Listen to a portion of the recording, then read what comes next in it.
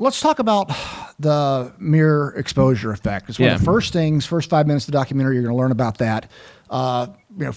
For the listeners, explain what that is and why it was the first thing that you put in the documentary. The very basic premise of it and concept is the reality that the more you're shown something, the more likely you are to believe it or accept it.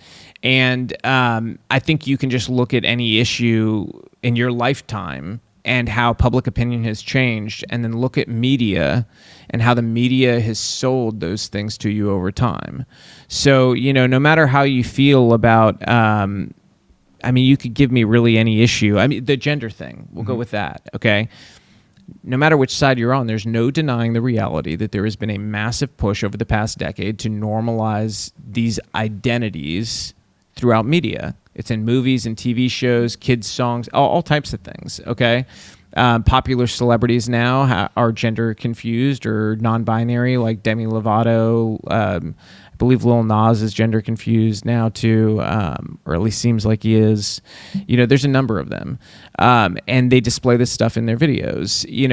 Well, don't be surprised when kids latch on to the popular culture. The industry is very aware of this. I knew this as a director, this is what the industry does. They're selling something. So ultimately, when you sell something, there's a science to it, and the science is the mere exposure effect. So, the question is for the right, I think, long term, how are we going to battle the fact that the left has every cultural institution and are using it to expose kids to every number of sexualized and politicized topics to lean them in a direction that they desire, and then you think about the fact that the Chinese government essentially controls TikTok. So one of our greatest hostile enemies is sitting with our kids in many cases for longer than parents sit with their kids on a daily basis. If I walked up to any parent in America right now and I said, hey, would you let the Chinese government hang out in your kid's bedroom tonight? They'd say no, because that's crazy.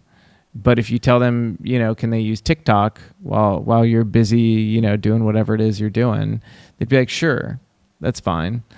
Not realizing that these algorithms are in many ways more dangerous because you don't know what's going on. Right.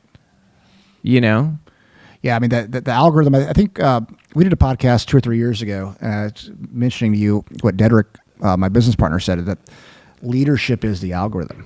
The algorithm is leading how people think in the echo chambers and those type of things. And it's the trendsetter. It is. And the programming, true programming that we're seeing to the kids, to all of us, by the way. I feel like I'm addicted to my phone. Yeah. And that was the thing about the teen focus groups, is when we asked them, will you give your kids social media? Yeah. Every kid said no, which shocked me because they all had it with the exception of one. Yeah. And so on the flip side of that, the excuse is essentially, well, drug addicts don't want their kids to have drugs. They don't want their kids on drugs. They know how damaging it is. Yeah. So I do think we're going to see some sort of reversal that happens. I hope so. It's the TikTok thing.